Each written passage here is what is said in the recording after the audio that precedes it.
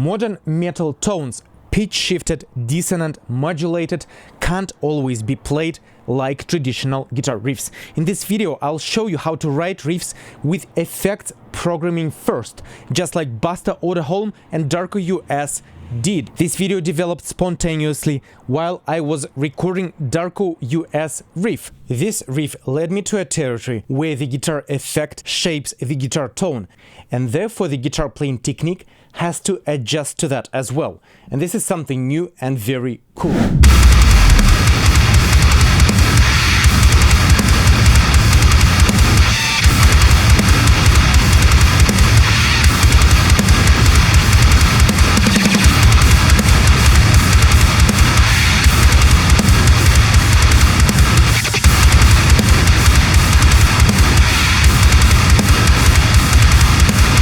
Hey, I'm Dr. Trubetskov, and I'm here to bring valuable information on recording, producing and mixing metal. So mate, please like and subscribe so that the value travels around. Hey, I provide some stuff for free, link in description for freebies, quite a few things, neural amp modular profiles, and then I'm dropping a $5 buy me a coffee type of thing product this Friday. It is a DIY cheat sheet for bands that record at home, and it will contain more processed models for neural amp modular, which are plug and play templates for recording, and some information on how to put this together and keep things tight.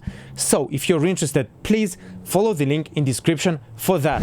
For this guitar tone chain, we start with Tone Forge DI match, which is sick if you don't have Fishman's or top-of-the-line pickups. I love it. Then we have two Plinis, each dropping the tune for 4 semitones. And now let's compare it with 8, just quickly. This is 4 and 4.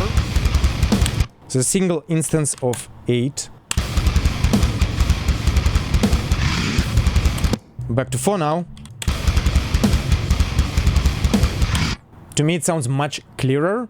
Next we clip this DI as well with those settings.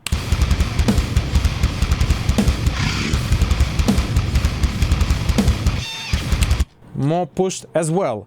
And then I loaded up my ENGL byte processed neural amp model, fully processed chain, which you can access for free in the description. As always, go get it for free. And now the fun part begins. And in this chain we have 3 elements introducing different types of noise: modulated noise, pitch shifted noise, or both. So we start by using the Whammo, in this case 2 octaves above, and you can automate this by finding the section, if you're riff writing, where this effect would make sense.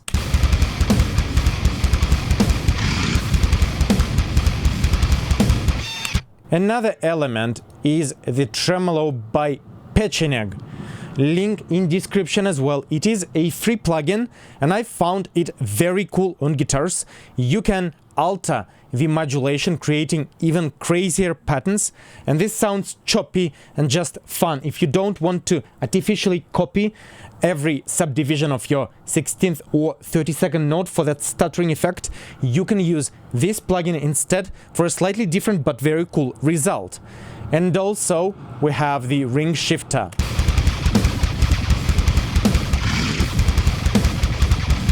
which is just an absolutely crazy device. Literally, you load up a ring modulator, start playing with parameters, and it's starting to sound fun. And that's what you want. And you can obviously also combine these elements accordingly for some cooler tones. We have a ring shifter, ring modulator.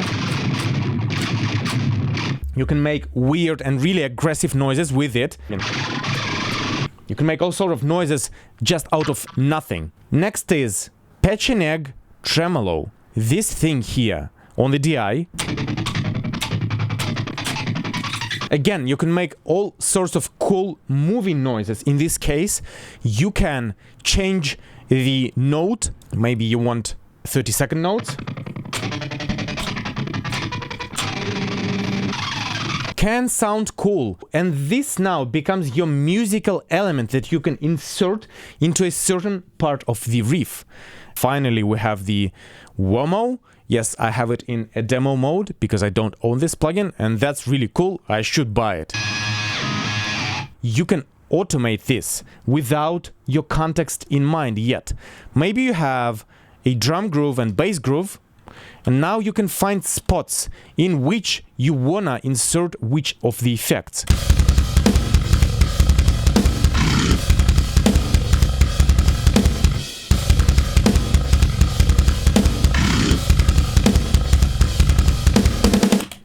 This is where you start writing that riff with those gaps in mind, and then you can start playing and experimenting with what sounds good part-wise.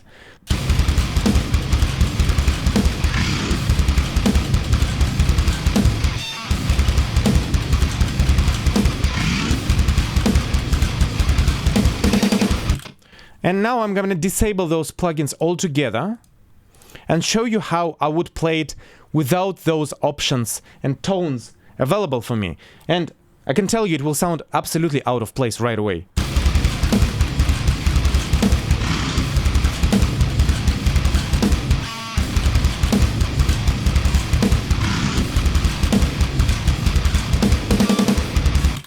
It is not sounding exciting, even though the technique is quite the same.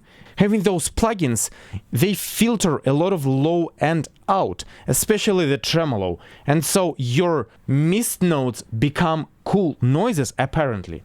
And that's something really beautiful about creating such a riff, because your technique is played into your mapping from your mind, which is very interesting.